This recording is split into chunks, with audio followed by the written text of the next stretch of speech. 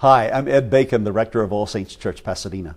Whoever you are and wherever you find yourself on the journey of faith, I hope that you'll find something here that speaks to you. Welcome. Congratulations to those of you who are here on time. Please be kind to the people who will be coming to church thinking they're on time, but they'll actually be late. Please don't act condescendingly and self-righteous to them. It's just not Christian. Just say we're glad you're here. Would you please stand for prayer? God dwells in you. Let us pray. Almighty and ever-living God, source of all wisdom and understanding, be present with us who take counsel for the renewal and mission of this parish. Teach us in all things to seek first your honor and glory. Guide us to perceive what is right, and grant us both the courage to pursue it and the grace to accomplish it. Through Jesus Christ, our Savior. Amen. Thank you. Have a seat, please. We continue with our second part of the annual meeting. I want to thank again our vestry for arraying themselves, for being present and also being here and being on time, and many members of my colleagues on the staff who are here. We didn't require everybody to be here like last annual meeting, part one, but here we are. And we want to have as much time for questions and answers as possible. So pardon me for kind of pushing us on through. Without further ado, it's my great honor and pleasure to introduce to you one of the finest finance committee chairs in the world, Gertie Regan Garner.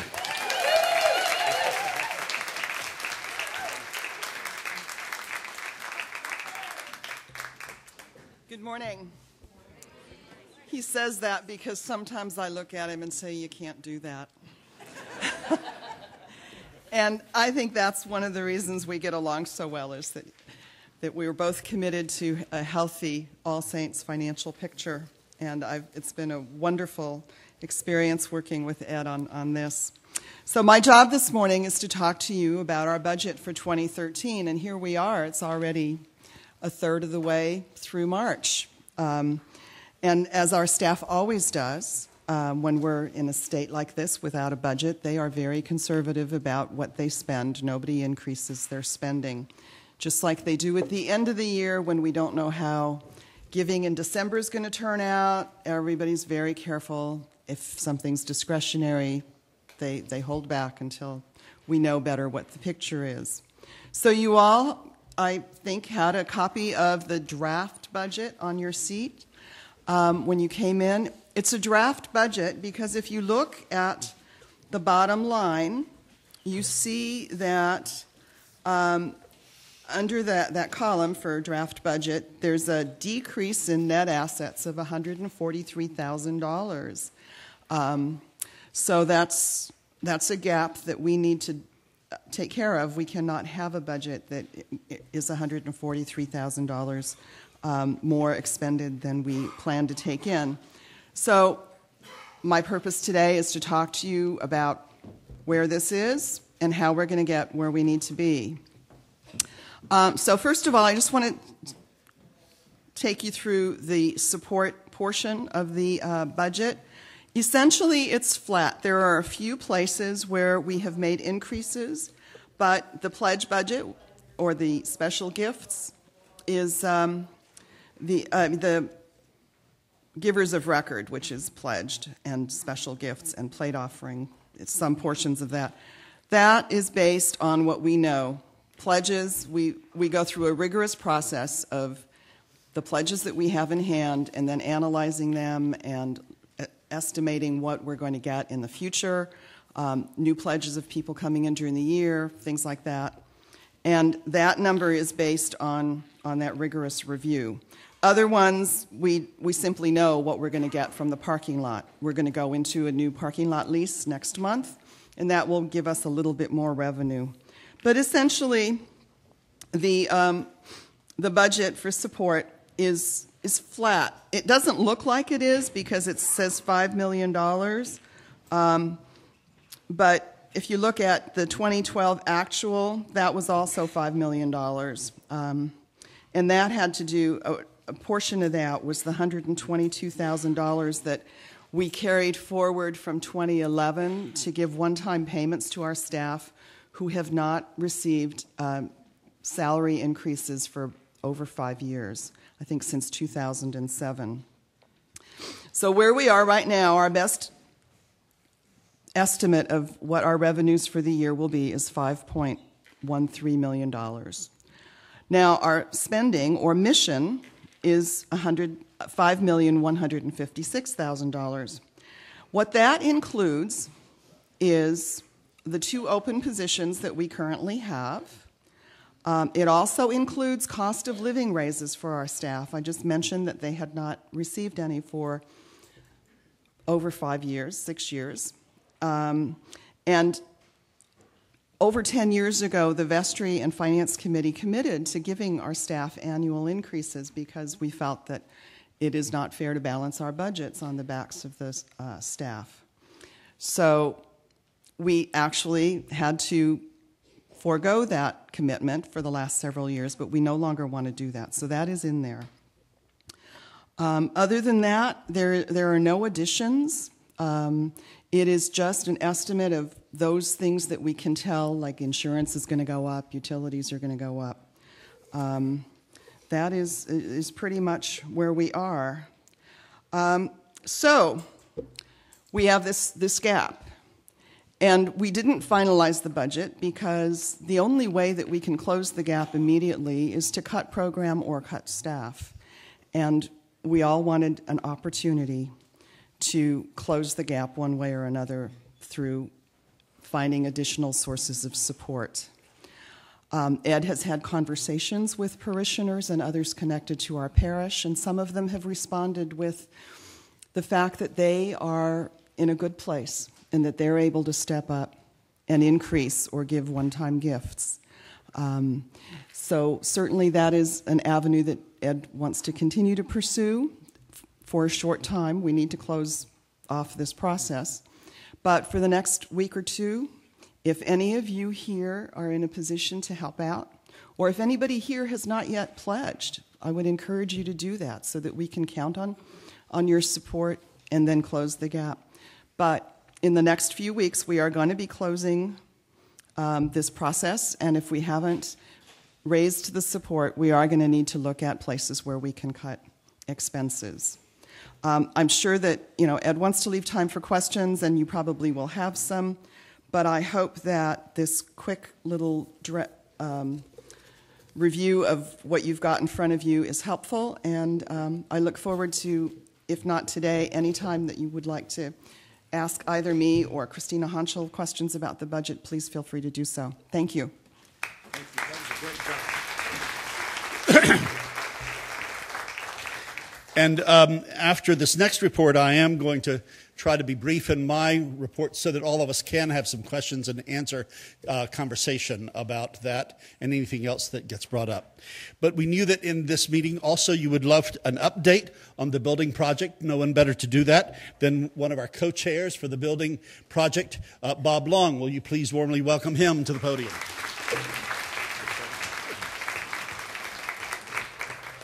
You were probably hopeful coming today that you would not find either myself or co-chair Liz Trussell on the agenda reporting further on our process with the city. I'm here to tell you this is going to be the last such report. And I am going to express in the greatest hope that next year at this time we're going to be reporting upon plans for groundbreaking for our new buildings.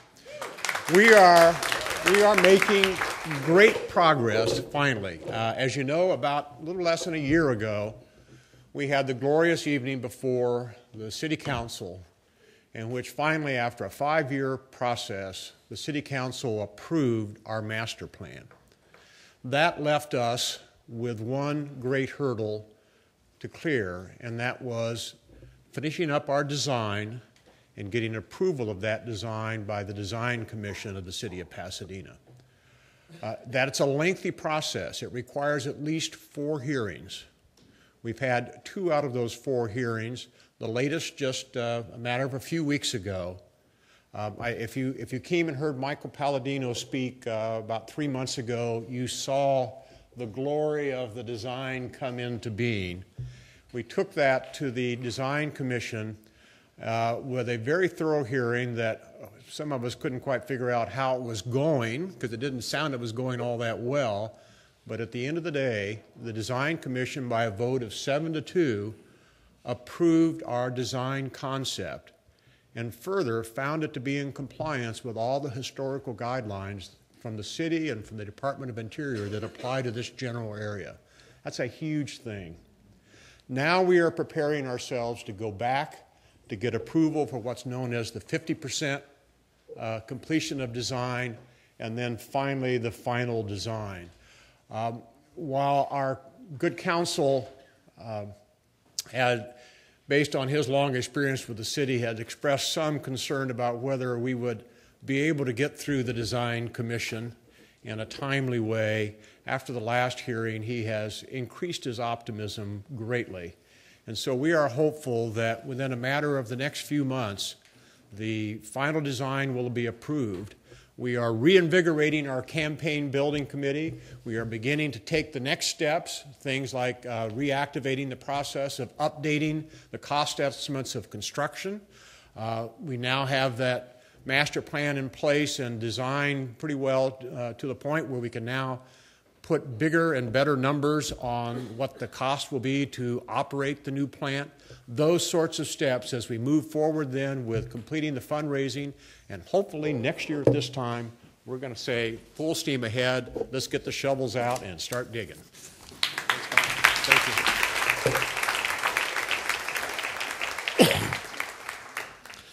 In reflecting back on All Saints 2012 calendar year, the phrase reorganization for transformation sums it up accurately. Although that happened to be the theme of the Vestry Staff Conference last weekend, it is appropriate because All Saints underwent significant reorganization last year, and that continues not only because of staff changes with our own parish, within our own parish, but also because of the cultural, political, and religious changes going on beyond our campus. Just as we were addressing some renovations in the fabric of our buildings last year, for instance, long-awaited repairs to leaking roofs and unstable stained glass windows, and all of that continues. Thank God for the generosity of a wonderful donor who now lives in the greater life. We are also addressing some renovation in the fabric of our ministries. All of these changes are in the service of serving and transforming the world, guided by the grace of God as we know it in the life of and presence of Jesus. The departure of 3 priests this past year, Carissa Baldwin McGinnis, Wilma Jacobson, and Abel Lopez, were all mixed feeling experiences. Each went happily to expand their own vocational ministries, and each left significant ministries here. We sought and found Carissa's successor in relatively short order. I'm delighted that Francisco Garcia was named our new Director of Peace and Justice, and he preached his first sermon at the 9 and 11:15 services this morning. Did an awfully good job of it.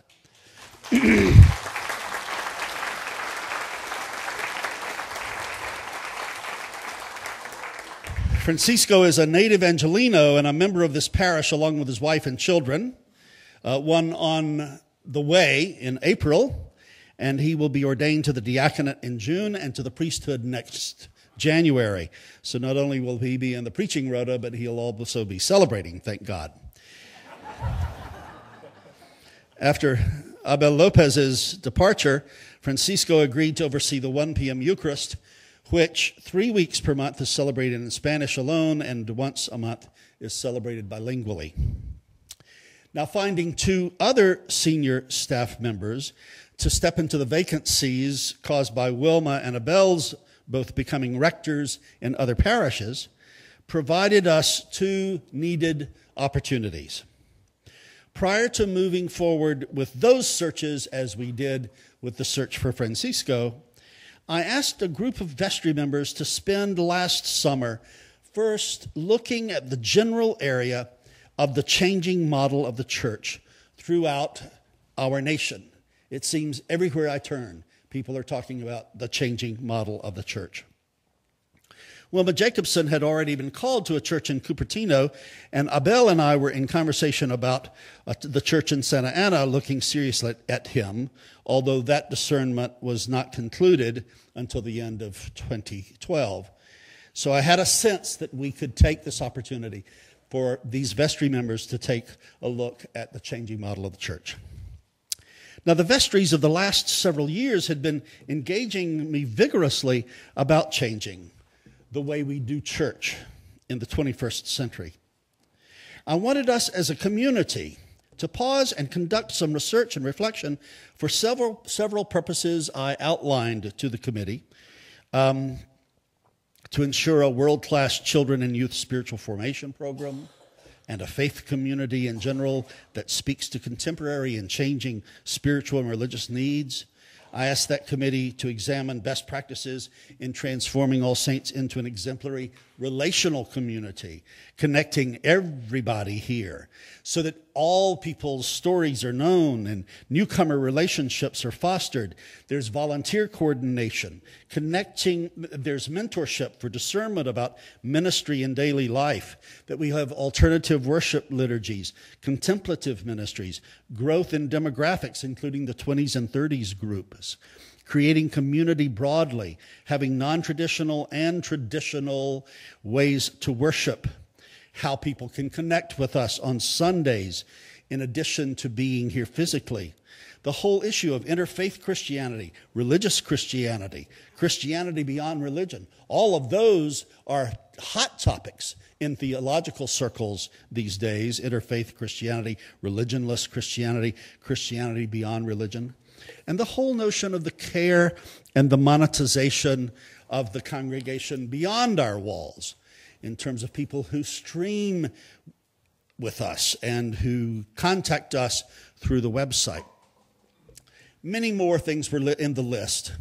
And in addition to that list, I wanted simply to focus on the fact that the presiding bishop, Catherine Jefferts Schori, had preached a sermon in late 2011 in which she was reflecting on the Occupy movement and its implications for how we do church in the National Episcopal Church. This sermon caught my attention, and she said that we needed to focus on looking at the church changing from being understood only as staying put in church and waiting for others to come to us, but rather also going outside the walls as Jesus sent out his followers 2 by 2 to every city.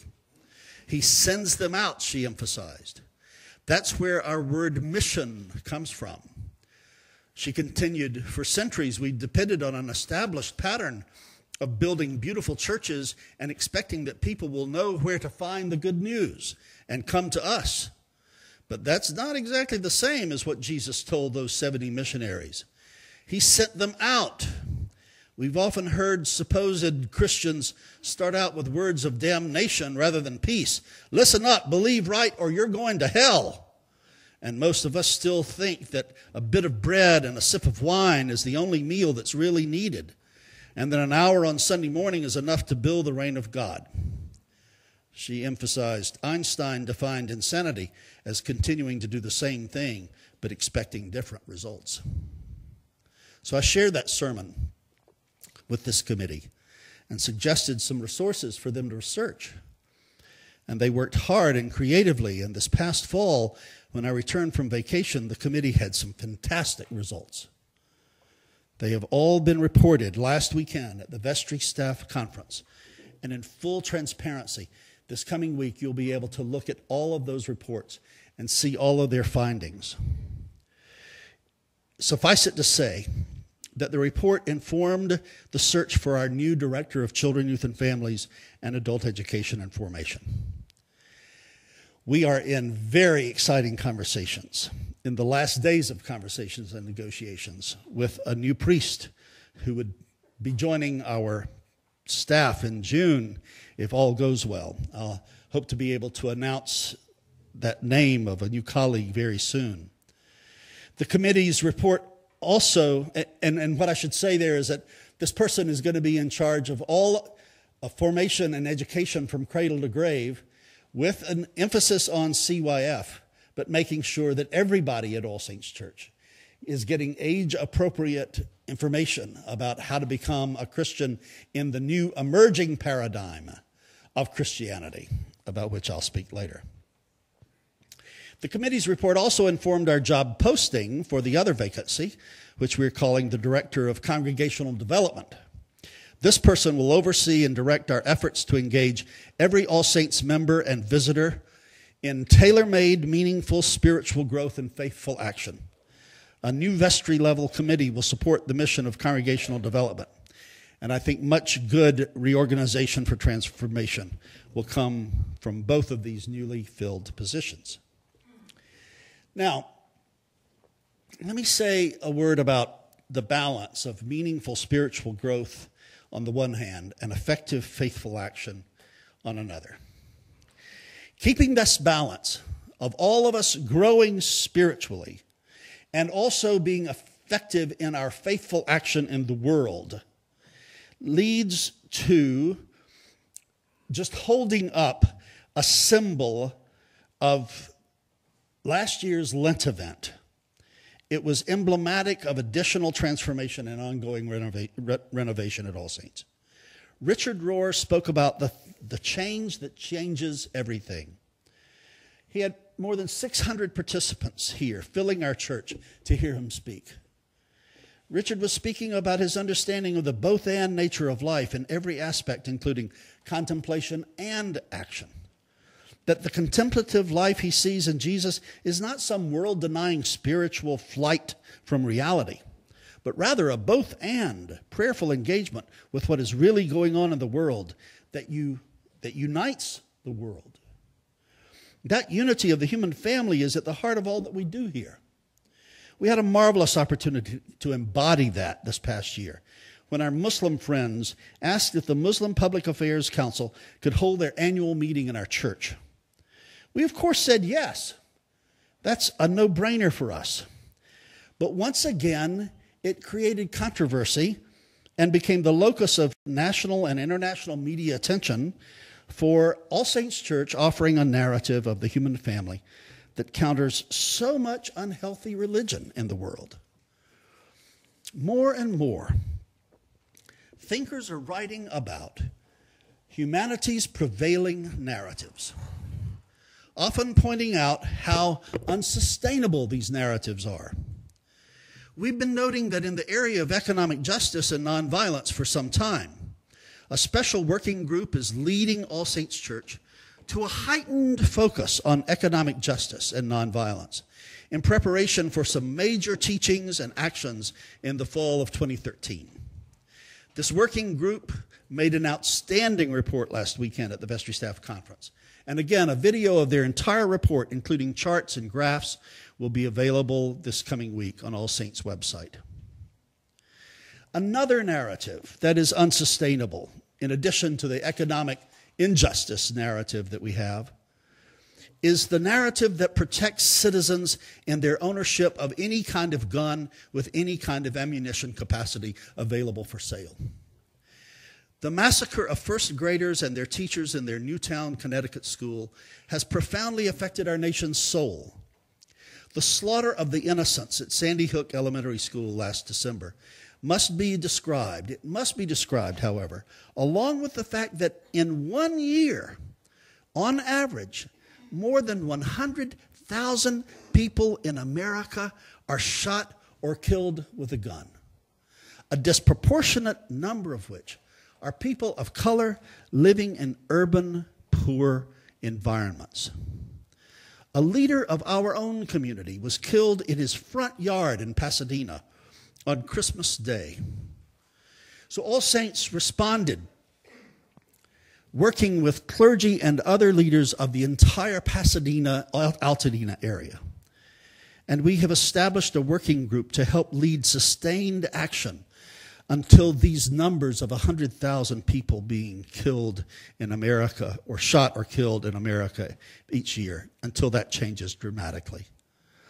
This group also reported at the vestry staff conference, reporting on a well-attended story sharing and organizing evening meeting in January here on the campus. And members of this task force are staying connected with city officials and leaders as we do everything we can to intervene.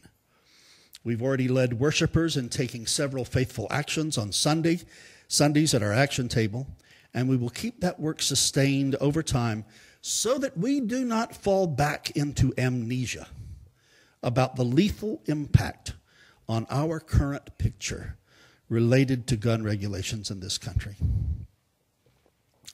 Now, underneath our current conversations and actions about economics, nonviolence, and guns, along with our continued work on immigration, torture, mass incarceration, public education, marriage equality for all, the use of drones, violence against women, and a host of other issues impacting the beloved community and the spread of the reign of God, is an intentional conversation going on here in this parish and throughout the nation about a new narrative, an emerging paradigm that is sustainable for planet Earth and its family.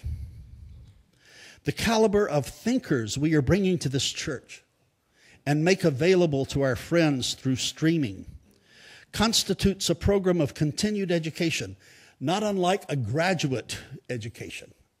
Many people refer to All Saints as the University of All Saints. The one thought that all these speakers have in common is that the prevailing narrative of our world must change. From Richard Rohr, last Lent event, to this year's Lent event speaker, Marcus Borg, next weekend, from John Philip Newell of Iona, Scotland, to public intellectual David Corton, we are hearing variations on one theme.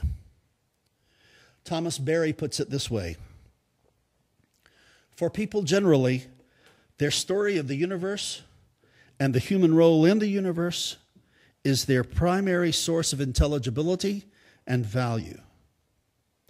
The deepest crises experienced by any society are those moments of change when the story becomes inadequate for meeting the survival demands of a present situation. We are all agreeing that our story has become inadequate for meeting the survival demands of our present situation. John Philip Newell has said, it can be argued that we are in the time of greatest change that humanity has ever known. This is part of the report that you will be able to see from the vestry staff conference. The Working Group on Economic Justice and Nonviolence presented this information. David Corton has invited Gary Hall and me and some other leaders in the Episcopal Church to meet with leaders of other faiths in New York in January. And what he is asking us to come and do, which we will be talking about a great deal here, is moving from a religious narrative of a distant patriarch and moving from a scientific narrative of the grand machine to a narrative of integral spirit. As I'm understanding David Corton's work, I think he's right on target. Richard Rohr and others write that the contemplative life, which balances contemplation and action, is the way individual and collective stories become transformed. I believe that with all my might, and I think that teaching that kind of spiritual life, that kind of new life-giving generative narrative that I see in Jesus, is the way we here at All Saints can be a part of leading our nation, religion, and world to understand what membership in the interconnected human family is all about. I'm amazed at how sometimes I get email from other places, and it's oftentimes, most times it's very encouraging. Sometimes it's hate-laced. And that is about people holding on to this old paradigm this old story that is no longer working anymore. And we have already begun to move there at All Saints. And we're going to talk about what its implications are for us. Now, finally, some items that must be mentioned in this report on our life as it was in 2012 and our movement into the year 2013. We can go back and answer any questions about any of that other stuff that you want. First is the growing number of people who are connecting with All Saints through video streaming. This presents both delight and questions. Despite the fact that we have added this service on a shoestring budget, we really haven't applied any money to it other than kind of moving some departments to come together and try to cobble something together. Nevertheless, more and more people are availing themselves every Sunday. How we serve and engage those worshipers and students, and how we support financially this moving out in mission, as the presiding bishop calls for, is an ongoing question for us. Bob Long reported on our building development. We will be having some important decisions before us in the next few months. The mission of All Saints continues to grow, and the need for these buildings also grows. Every time I see the burgeoning children's choirs sing like this morning and help lead our music and transport us at now both our 9 and 11:15 services, it just used to be at 9 o'clock. When that happens, I just swoon. And still they have no dedicated place to store their robes and supplies and rehearse. Still, we must close down educational offerings for adults when the kids sing, because we don't have room to both robe the kids and educate adults. When in addition, I see one-on-one counseling and spiritual direction sessions have to be held in too public a space instead of a space for confidentiality, my heart sinks. When we have to turn away very important events because there's no room here at the inn, I am sad. When well-established committees have to get bumped because we need to have another meeting in that space, it's horrible. We have much work to do to get our space into a place to meet our ministry pace. 3, our giving is still suffering from the economic recession. We are having more anecdotal stories this year than ever before of people aging out, of being tapped out, of having to help older members of their own families. And we are having to call again and again, more and more, those members of our parish who are blessed economically to help subsidize the fact that so many of our parishioners cannot give the way they've been given in the past. So we are seeking new ways, and I think we've got some very exciting plans for the fall, to conduct our stewardship program for next year so that we can get the message to everyone about how life-giving it is to give and to inform everyone about where their money goes. Now, this report has been short on naming names, and I wanted not to get into that in this report for some reason, but I must say at this point, in terms of appreciations, how grateful I am for my staff colleagues. They work so magnificently, creatively, innovatively, and passionately. They love this work. They love this church. And I think it's really important for all of us to take an opportunity right now to thank them for their work.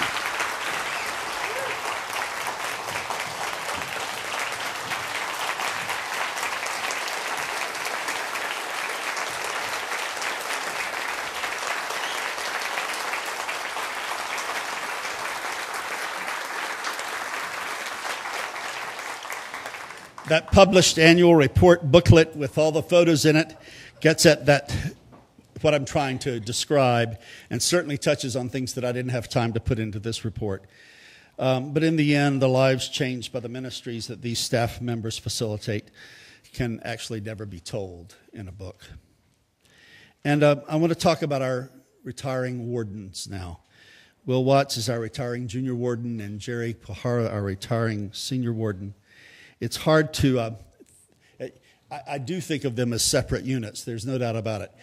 And yet they've worked as a team in such a way one of the themes of what I've been saying is that our renovation that is going on in our lives, because of a balance between developing a relational culture inside a very public church with an agenda to transform the human race into the human family, could not have been led by a better warden team.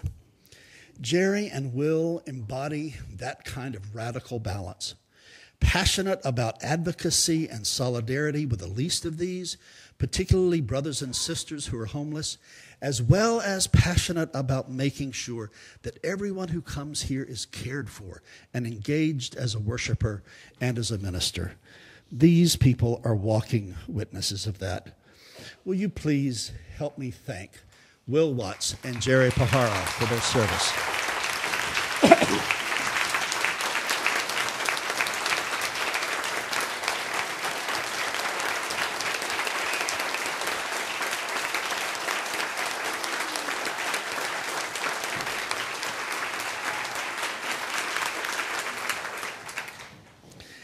And it's my privilege to announce that I have appointed Bob Wilson to serve as our senior warden for next year.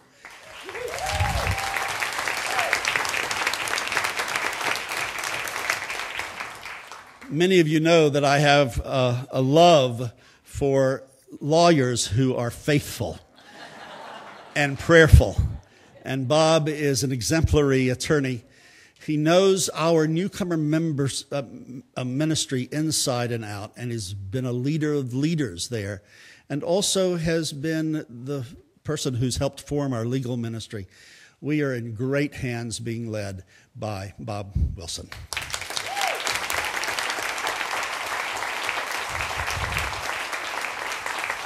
And I am thrilled that the vestry elected Nancy Necker to be our junior warden.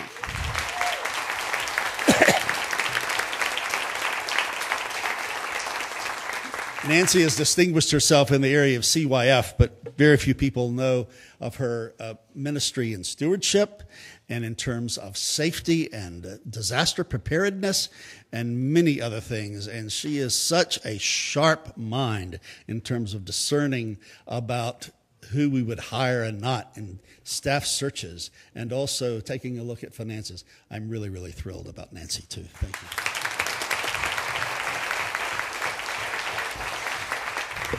Let's get to some questions. Who's got a question about anything? Finances, mission, building, the color of the walls. Please. I have a quick question on the budget. I just noticed that in 2012 that stewardship was up, and that we've reduced the budget back down to what it was. Do we not expect that increase this season? Yeah. Christine is going to announce that. That's one of our funny little things. Last year, for the past couple years, we asked some of our parishioners to underwrite our stewardship events, the cost of food and wine, so that we're not spending pledge dollars on food and wine for those parties. So the expenses show on the expense side, and the gifts that underwrote that show on the support side under special gifts. Because we're contemplating doing stewardship in a different way this year, we expect that budget will be adequate. And Jim, thanks for asking a question about something that is that detailed. Christina has taken your name to talk with you about coming onto the Finance Committee. Please, right. Yes, please. I was just sort of happy to note that the 212 actual figures in many, many cases are lower than what was budgeted. In terms of expenses. In terms of expenses. In other words, the actual expenses versus what was budgeted. And then I noticed that the new budget draft, most of those figures are back up to what was budgeted as opposed to what was spent. Could we understand why? Yes. One of our anxieties, and I work on my anxiety, but there is anxiety here. One of our anxieties is that in October and November every year, it looks like the revenues are not coming in as budgeted. And in every December, our revenues come in so that we are in the black. However, it is wise, I think, and prudent for us to put the brakes on a little bit in October and November, and we do that, and my staff colleagues are so very good about that. But we don't want to punish those actuals by leaving them low, and so that's why they're restored for this coming year. Is that responsive? No. I guess that's what I would love to hope. Yes?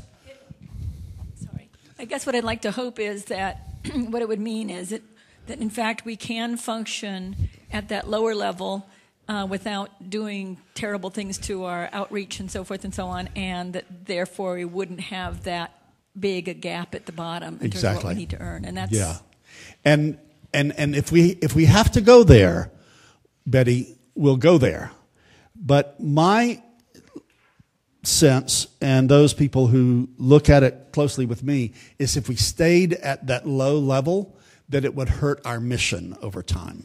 And one of the things that I'm discovering in our search for these 3 places, that we really have hurt ourselves in terms of not giving cost of living increase for the last 5 years. All Saints has fallen out of competition with other institutions. And so it's that kind of thinking that if we keep it low, that would be a good thing, and it may be a required thing.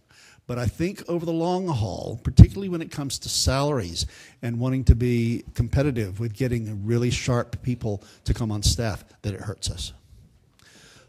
Great question. Thank you. Please. I know that we were gone all of 2012, and so maybe a little bit confused about the expenses. But earlier this year, there was a great celebration about the fact that we no longer had debt. Yes. Did we pay on that debt during 2012?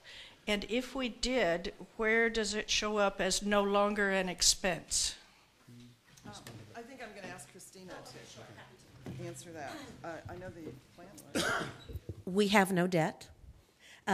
What we decided to do when we paid off the rectory debt was to pay it out of the quasi-endowment, and I'm happy to have a conversation with you about what that means. One of our endowments, and the vestry and the finance committee voted to do that. We also voted to pay ourselves back. And so you'll see a line there, I don't know that I have it, it says quasi-endowment repayment. That's our paying out of our own operating budget, paying ourselves back, paying our endowment back. So we don't have any actual debt, we don't owe money to anybody, but we are paying ourselves back. So there's nothing in the expense side that indicates that we're paying interest to anyone. Does that make sense? Okay, thanks.